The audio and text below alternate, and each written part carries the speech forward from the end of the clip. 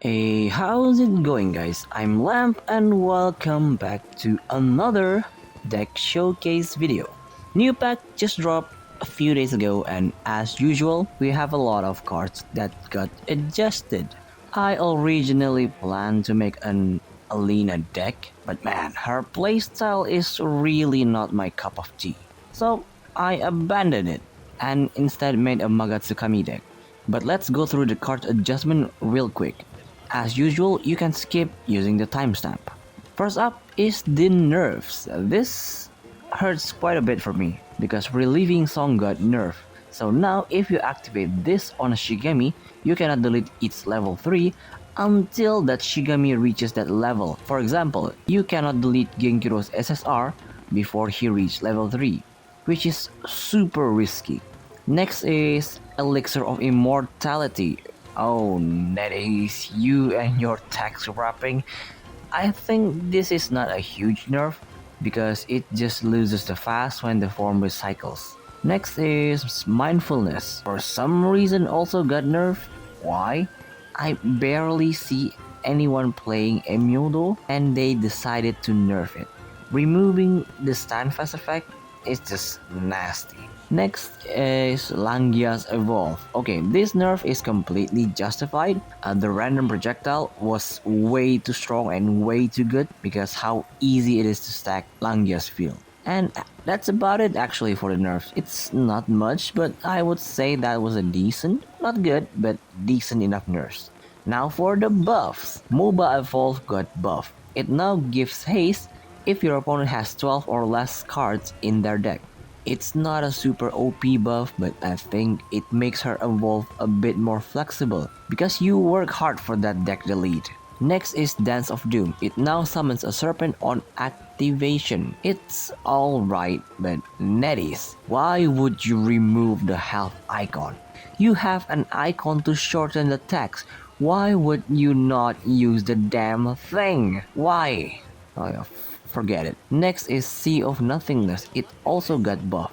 It's now not only on your turn, but now it works on both turns. That's actually quite a good buff. You get more draws and it's more flexible to use. Now this one I did not expect. Evolve Yamakaze now gives a +1/+10 stats and reduce countdown by 1 on activation. I don't play Yamakaze, but for those who like him, I think this is a welcome buff. Hidden Leaf is now better because you are no longer going -1 by activating this. Evolve Ichimokuren got the Kusa alternative treatment, getting a random form on activation. Evolve Wuchen is no longer random. You can now choose the combat card that you want. Original Aspiration, it's a combat card. It now is +2 instead of +1. Yay? I don't know, I don't play Samurai Soul. Now this is one that I did not expect. Cooking, in my opinion, is already pretty solid with Michige. But the Sugar Man getting buff? Oh, NetAce, you are just teasing me right now. But yeah, this is a more powerful heal, which is I think Cooking needs so that they can survive aggro deck. And they also buff Meltdown. It now also gives more heals. And if you finish the enhance, it also gives more heals. Damn, I like these buffs. And that's about it for the cards adjustment. I already rambled long enough, so let's just jump into the deck rundown. This deck whole strategy involves Magatsugami. Our objective is to reduce her 7 Curse Veil as fast as possible. Now, the thing you want to pay attention is that Curse Veil is an invocation that can be transferred. So that means we can bring Kamimai as our main damage dealer. Onikiri and Uminocho here acts as our defensive option. We have a lot of ways to make Kamimai deal damage by attaching invocation to our Shigami, like his Evolve, Uminocho Evolve, and pretty much all of Magatsugami's cards except the projectile spell. And when all of Magatsugami's veil has been lifted, her Evolve card will gain fast and the effect will change to deal 3 damage to the Shigami that deals damage and 1 damage AoE to all opponent unit. The unit that has the Invocation will get Unyielding, and on top of that, the Shigami that is not attached with it will gain Curse Veil if they take any kind of damage. That effect is ridiculously annoying because we can transfer her Curse Veil very easily. Oh, and all of her cards gain bonus effect if she doesn't have any more Curse Veil to give. For the ratio, I think you can definitely play around with it to suit your playstyle. The only SSR that you absolutely need is 1 Magatsugami's SSR and 2 Onikiri SSR for optimal Onikiri play. For the rest, you can actually take out and replace it with what you have. Now for the priority list. For high priority, the number 1 card that you want in your starting hand is Paper Love.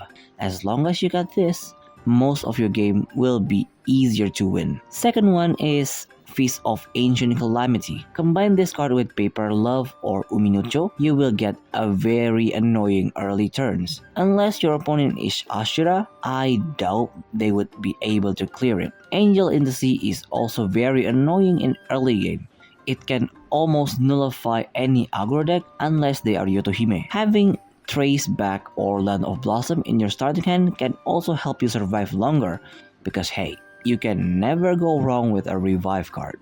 For the situational choice, we pretty much have all of Onikiri's cards because depending on the matchup, we might not even want his card. And next is Whisper. This is a really powerful projectile spell, but it's really weak if you haven't reduced the veil. Next is Decorative Wave. This is a good card to drag your opponent's back row to face your Shigami so that you can kill them. If you want to replace Onmyoji's card, I would suggest taking off her SSR and bring 1 more of this or her other level 1 card that I forgot the name of. For the finisher, we have a lot. Fold of Heart will let you fold your opponent and pack them up in a suit because it pretty much makes all of your Shigami attacks. While yes, our Shigami doesn't have the biggest attack point, this is really powerful. Prayer is basically your 3rd and 4th copy of your Fold of Heart, and it also gives a draw when you already empty out your veil. Magatsugami Evolve is the key to a very annoying board, and it will automatically get added to your hand if you empty out Magatsugami's veil. It also gains fast too. It's super powerful and really handy. And then the last one is Onikiri Evolve. Well, technically it's also a finisher because on activation, you can get a fast combat card, so you can use this to get the level 3 combat card and get a 5 attack directly. And that's about it for the deck rundown. Onikiri isn't your starter or level up. It's better to level him up last, unless you have his cards. I will explain more in a bit, so let's move on with the replays. Our first matchup is up against Nekokawa Ashura. Our deck is surprisingly good against super aggressive deck like this because of Kamimai's level 1 form. Our hand seems a bit heavy, but it is good when fighting Nekokawa Ashura because they also start revving up at level 2, so we should be fine. For our first move, we want Onmyoji as our blocker because she can reduce their attack damage or stun their attacker, so she's our safest bet. On their turn, of course, they already got Higanbana level 1 form, then activate Shape Shifting, getting 2 of Mio's cards. Then they activate Road of Firelight to make their level 1 card gain fast, and they finish off by putting Full Blast Spirit on Mio and pass. That is such a typical Higan Ashura play, using half of their hand in just 1 turn. For our second turn, it is better if we prepare Onikiri just in case our Onmyoji dies. We assault with Onmyoji and then put Paper Love on Kamimai. If Onmyoji survives next turn, I can guarantee you we can win this very easily. And of course they also got Child of Darkness, because why wouldn't they not have it in their starting hand? They assault with Ashura, completely obliterating our Onmyoji, then evolve Higanbana. I swear, Ashura player always got the perfect hand every time. Well, at least we know they only have 2 cards left. Now that we already set up our Kamimai, we can use Prayer Trick Effect to put the veil on Kamimai. His form activates and get rid of their Ashura. Of course, we get a 3 hit to their face with Kamimai, and just so we can cheese them next turn, we assault with Onikiri and pass. On their turn, their Philpest Spirit hits Magatsugami, so she fire off a projectile. They activate Investment Scroll, making their Nekokawa attack, but that will get intercepted by Onikiri.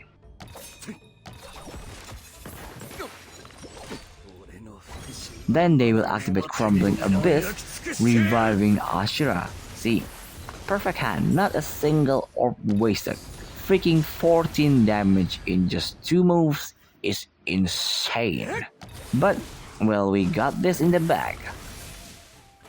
On our turn, we will just evolve Kamimai. The form will launch an attack along with Kamimai's passive activating, leaving them just with enough health to get smacked by this paper fist.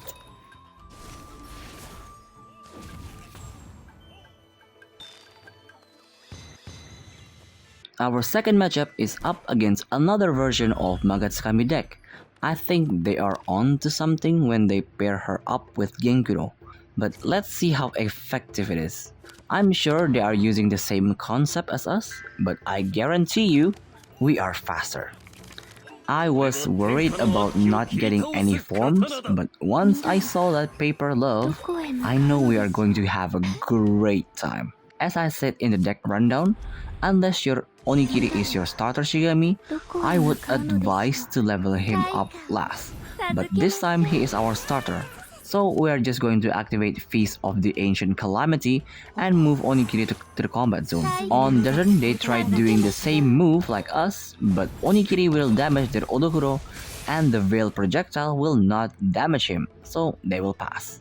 On our turn, of course, we are going to level up Kamimai, put Paper Love, and Assault. This way we can pretty much get 2 attacks for free while also reducing the Veil.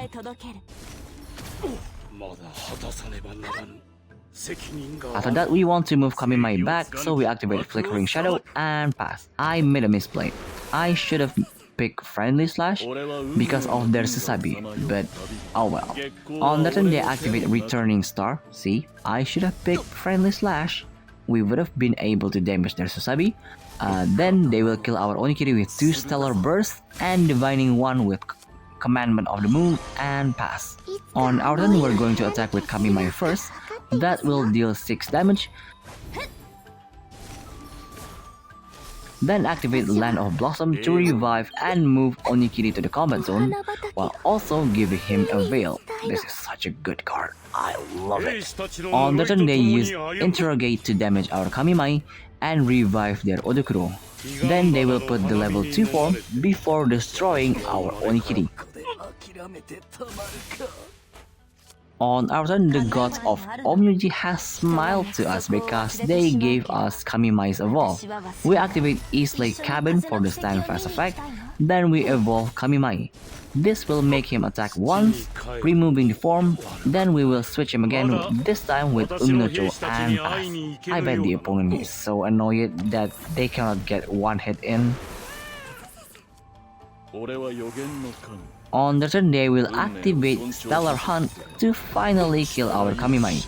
Then for some reason, they activate Stellar Commandment or our Magatsugami. The projectile will kill their Susabi. After all that, they tried attacking with Odokuro, but Uminocho will make his attack 0 and they will pass. On our turn, we use Traceback to revive our Kamimai. His passive will kill their Odokuro.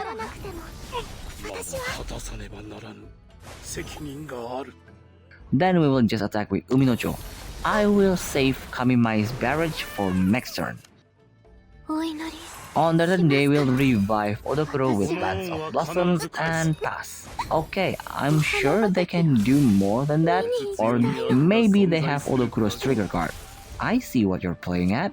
On our turn, we put our last Paper Love on Kamimai, then just Assault. We deal 6 damage, and they don't have the trigger cards. My expectation was a bit too high there.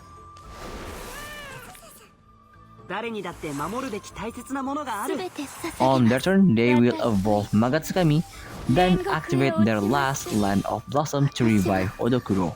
They still have a lot of Veils, so the extra effect will not activate anytime soon.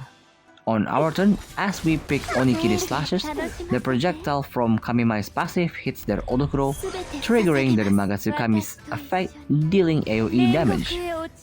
We, of course, evolve our own Magatsugami, then assault with Kamikui. As he attacks, he gains the Invocation. That will make him attack twice, and because we damage their Odokuro, their Magatsugami passive activates again, and that effect will be their downfall, because now all of our Shigami gain a veil. Then we will switch with Onikiri on the combat turn using his combat card and pass. Now, if they so much as to touch our Shigami, they are dead. They put Millennium Guardian on Sasabi, they use Moon Commandment, Dividing One, then activate Prayer. Oh boy, this is going to be a huge firework. Just look at this.